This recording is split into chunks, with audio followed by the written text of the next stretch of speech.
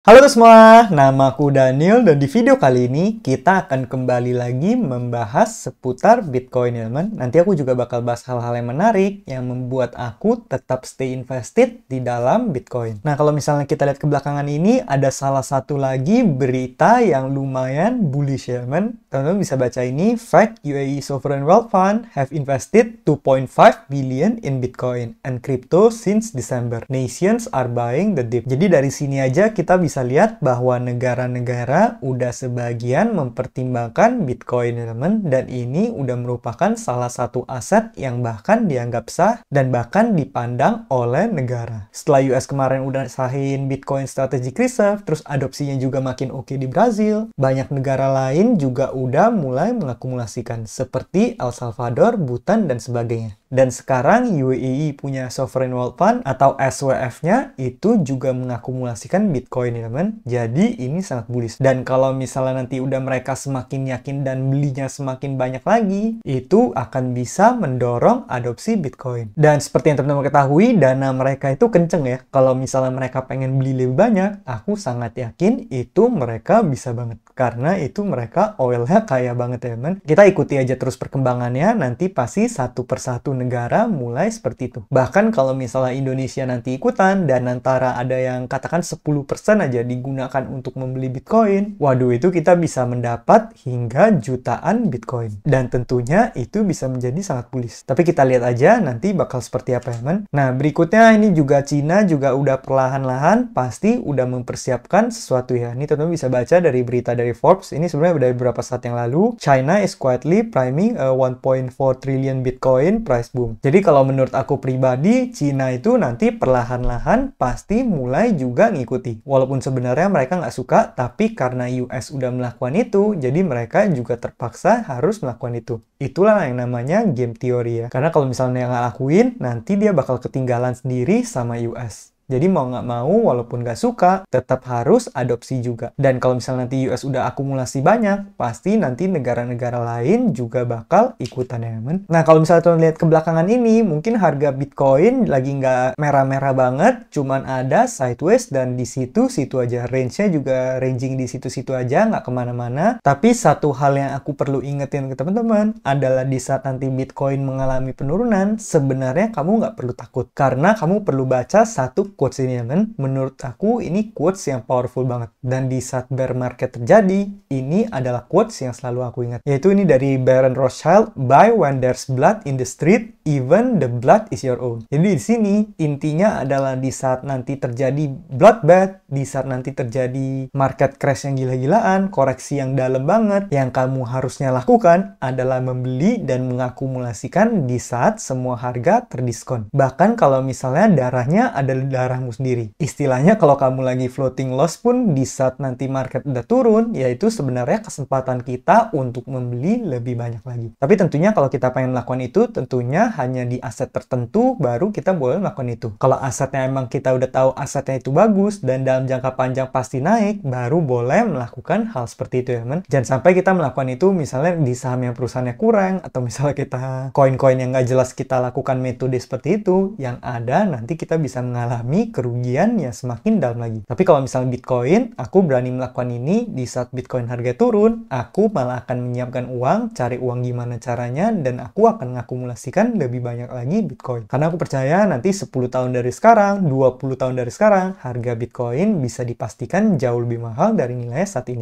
Nah, ini juga sebagai pengingat ke teman-teman, Bitcoin price in yang pertama adalah grafiknya days. Kalau kita lihat dalam harian, dalam mingguan, mungkin Bitcoin itu volatil banget ya, karena bisa naik, turun, naik banget, turun banget, dan dia bakal selalu naik turun seperti itu. Tapi kalau misalnya kita lihat mulai dari bulanan, mungkin kita lihat harganya udah nggak gitu beda jauh ya men. Kalau misalnya naik pun ya mungkin naik seberapa persen aja, dan turun juga demikian. Tapi kalau misalnya kita lihat dalam hitungan tahun, bisa dibilang Bitcoin itu hampir pasti naik. Apalagi kalau kamu investasi minimal 1 cycle atau minimal 4 tahun. Bitcoin itu kan cycle halvingnya setiap 4 tahun. Jadi istilahnya setiap 4 tahun sekali harga Bitcoin itu jadi 2 kali lipat lebih mahal karena produksinya semakin sulit. Daya yang diperlukan jadi 2 kali lipatnya untuk memproduksi 1 Bitcoin atau mining 1 Bitcoin yang sama. Atau bisa dibilang reward miner dipotong setengahnya. Itulah makanya kalau kita lihat dalam years atau minimal kita lihat satu cycle, pasti dia naik. Dan kalau misalnya kita lihat secara dekade, seperti yang aku sebut tadi, kamu investasi buat 2040, buat 2050, itu udah pasti harga Bitcoin akan jauh lebih mahal dari nilainya saat ini. Dan kalau misalnya nanti sampai misalnya Bitcoin ke jutaan dolar, ke belasan juta dolar, mungkin kamu udah nggak akan peduli kamu mau belinya di 90.000, kamu belinya di 100.000, kamu beli di 95.000, atau kamu beli di 85.000, kamu nggak akan peduli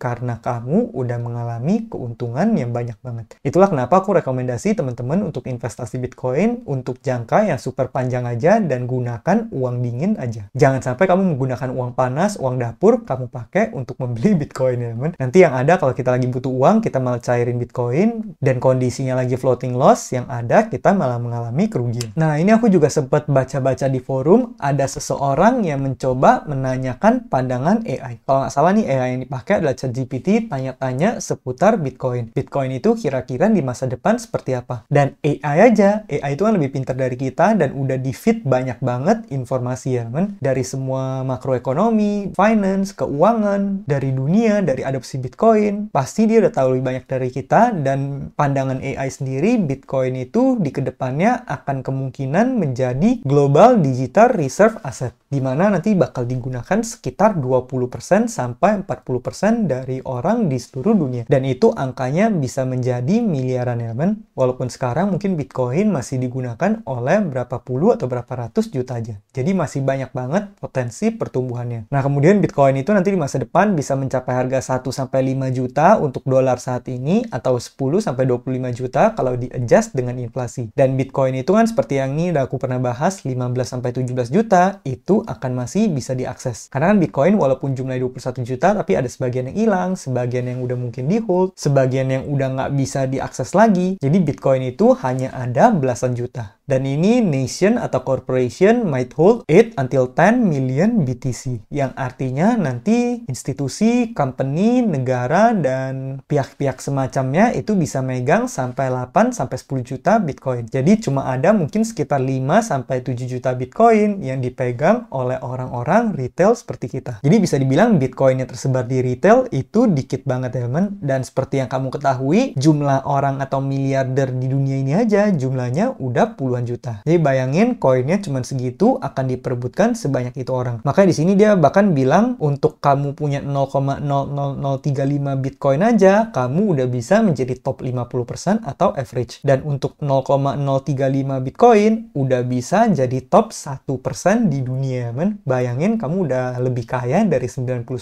orang kalau kamu punya 0,03 Bitcoin. Atau kalau kita pakai satuan Satoshi, 3,5 juta Satoshi. Menurut aku ini angkanya masih achievable banget, jadi masih oke banget kalau teman-teman pengen nge-stack sebanyak mungkin Satoshi. Dan untuk jadi orang yang super elite, itu kamu cuma butuh 3,5 Bitcoin. Itu udah top 0,01%, itu udah jajaran orang terkaya ya, men. Dan di sini bahkan aku juga coba iseng-iseng tanya ChatGPT sekalian, apakah 1 Bitcoin itu adalah angka yang signifikan? Seperti yang kalau misalnya aku rekomendasi ke teman-teman, kalau kamu ikutin channelku dari dulu, pasti aku selalu bilang minimal kamu harus mencapai 1 Bitcoin ya, men. Nah, jadi aku coba tanya ChatGPT 1 Bitcoin gimana. Dia bilang kalau kamu udah pegang 1 Bitcoin dan kamu nggak jual, kamu di tahun 2030 bisa menjadi bagian dari orang yang ada di elite group ya, men. Very elite. Ini kamu bisa baca, you likely be in a very elite group by 2030. Kalau misal kamu bisa akumulasi lebih banyak, itu akan sangat bagus. Tapi 1 Bitcoin aja, kamu udah ahead of most people. Bagi teman-teman yang mungkin sering menggunakan AI, kamu boleh coba-coba tanya pendapat AI seputar investasi. Seputar Bitcoin juga bisa, pandangan mereka seperti apa, proyeksinya seperti apa, gimana cara ngelola portofolio, kamu boleh coba bermain-main dengan AI. Apalagi kalau kamu yang menggunakan ChatGPT yang premium management atau yang berbayar. Nah, berikutnya ini salah satu poin yang menarik juga. Kalau teman-teman udah sering aktif ngikutin seputar Bitcoin, pasti kamu udah mendengar seputar kalimat yang satu ini. Bitcoin has no top because fiat has no bottom. Jadi salah satu alasan Bitcoin kenapa dia bisa naik terus dan dia nggak ada topnya, ya karena fiat money itu nilainya semakin lama semakin menurun, fiat has no bottom. Itulah yang membuat Bitcoin harganya bisa naik terus. Dan seperti yang teman-teman ketahui, Bitcoin itu bisa dibilang sebenarnya a bet against fiat money ya, men. Jadi selama fiat itu nggak berhenti turun, selama uang itu terus dicetak, selama M2 money supply atau supply dari uang itu bertambah terus, nilai uang akan semakin menurun, dan semakin menurunnya nilai uang, maka nilai aset akan semakin mahal. Salah satunya adalah Bitcoin. Itulah kenapa kalimat ini adalah kalimat yang sering digaungkan oleh para Bitcoiner.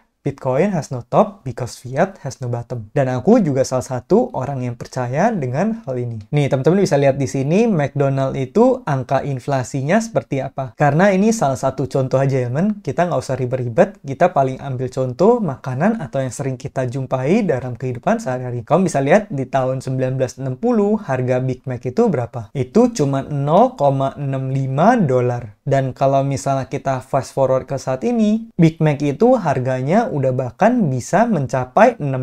Bahkan harganya udah 10 kali lipat lebih mahal. Di sebagian negara itu mungkin bisa lebih tinggi lagi. Jadi dari hal sesimpel itu aja kita bisa lihat inflasi itu nyata dan itu terjadi di sekitar kita. Walaupun kita nggak sadar karena itu tergerus secara pelan-pelan. Nih kamu bisa lihat bahkan ini dia bandingkan dengan harga beberapa saat sebelumnya, men. Harga 2014 dibandingkan dengan 2024. Ada yang dulu $1 jadi $3, ada yang $2 jadi $4, ada yang $5 jadi $12. Jadi bisa dibilang sebenarnya inflasi itu real. Walaupun mungkin sebagian dari kita nggak sadar, tapi sebenarnya daya beli kita itu dirampas dari waktu ke waktu. Itulah kenapa paling nggak kita perlu nge-hedge against inflation ini. Ini juga salah satu contoh yang menarik lagi. Kamu bisa lihat satu oz US gold coin di tahun 2020 dibandingkan dengan zaman dulu di tahun 1933. Dulu satu oz US gold coin itu setara dengan $20,67. Tapi kalau kita fast forward ke tahun 2020, apalagi pack uang itu udah dilepas dengan gold, kamu bisa lihat uang itu semakin gak ada harganya. Bahkan dibandingkan dengan gold aja, satu oz US gold coin itu udah setara dengan 1.770 USD ya, men. Dan itu 2020. Dari sini aja kamu bisa lihat seberapa daya beli uang kita itu semakin lama semakin menurun. Atau bahkan kalau kamu pengen contoh lebih simpel lagi, kamu cek aja harga properti.